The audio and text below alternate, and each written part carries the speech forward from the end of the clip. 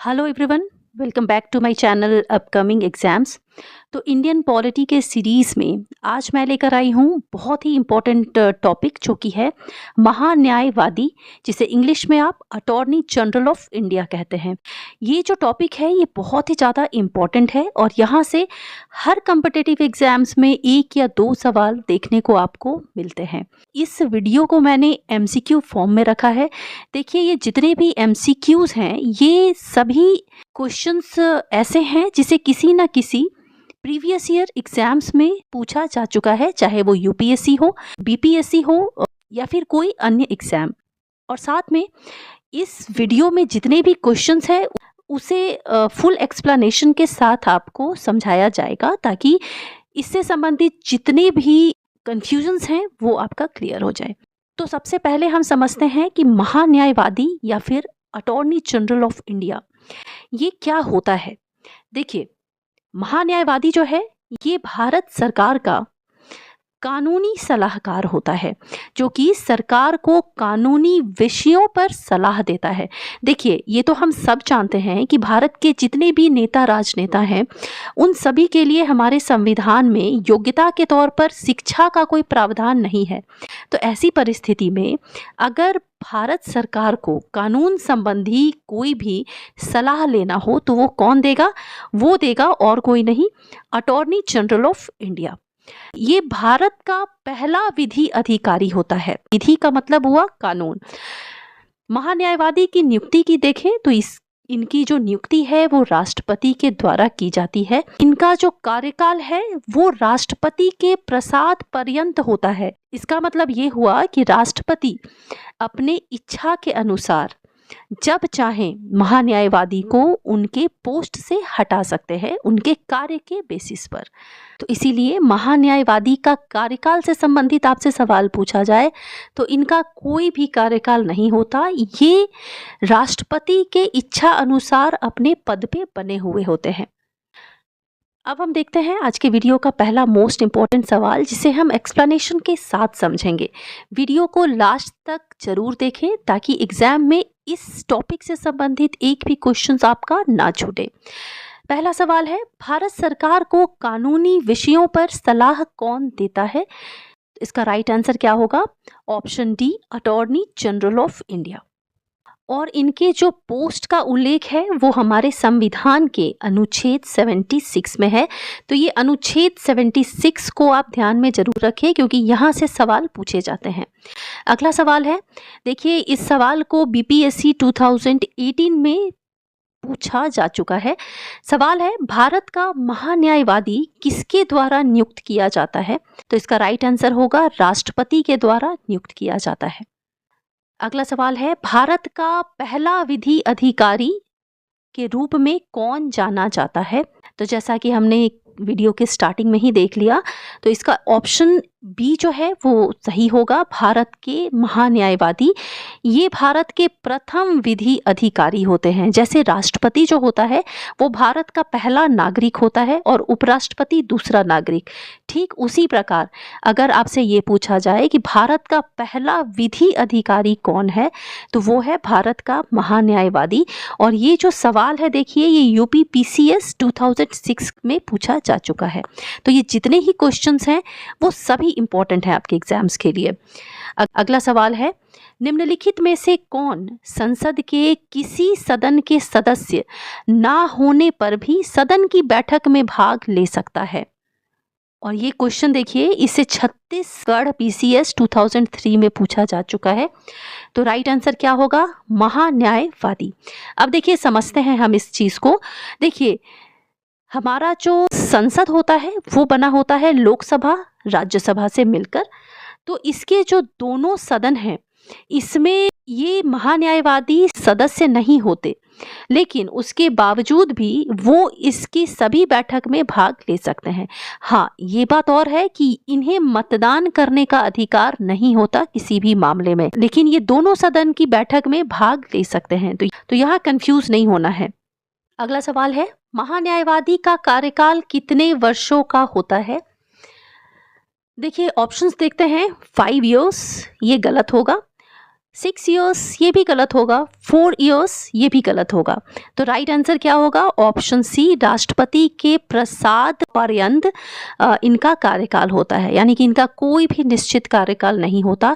ये राष्ट्रपति के इच्छा अनुसार अपने पद पर बने हुए होते हैं। और इसका जो उल्लेख है वो संविधान के अनुच्छेद 76 ब्रैकेट 4 में इस चीज का उल्लेख किया गया है। अगला सवाल है, संविधान के किस अनुच्छेद में महान्यायवादी के पद का वर्णन है? तो संविधान का अनुच्छेद 76 में महान्यायवादी के पद का वर्णन है। ऑप्शन ए इसका राइट आंसर होगा। देखते हैं अगला सवाल, जो कि काफी टफ टाइप के सवाल में से आप बोल सकते हैं इसको देखिए, यूपीपीसीएस 2017 में पूछा जा चुका है। सवाल है, भारत के महान्यायवादी के संबंध में कौन सा कथन सही नहीं है? देखिए, इस तरह के सवाल में आप एग्जाम में फंसते हैं, जितने भी स्टूडेंट्स हैं, यहाँ पर नहीं पूछा जा रहा है। तो जब नहीं वाला सवाल होता है तो ये बहुत ही टफेस्ट सवालों में से एक होता है, क्योंकि इसमें आपको सभी ऑप्शंस पता होना चाहिए।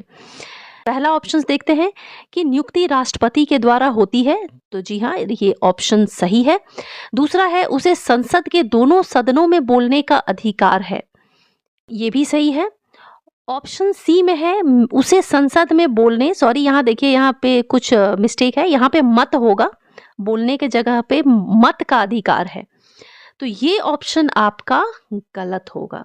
तो क्वेश्चन नंबर 6 का जो राइट आंसर है वो क्या होगा? ऑप्शन सी, यानी कि महान्यायवादी को संसद के दोनों सदनों में बैठने और बोलने का अधिकार तो है, लेकिन उनको मत देने का अधिकार नहीं है।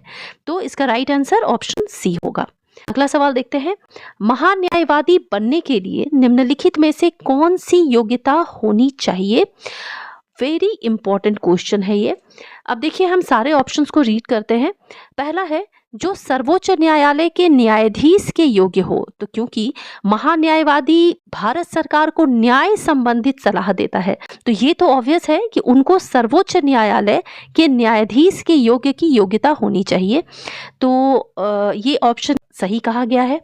दूसरा है, उच्च न्यायालय में 5 वर्ष न्यायाधीश हो, तो अगर ये ऑप्शन ना हो तो ये दूसरा ऑप्शन क्या है कि किसी भी हाई कोर्ट में वो 5 वर्ष न्यायाधीश के रूप में कार्य कर चुके हों, ये भी सही है।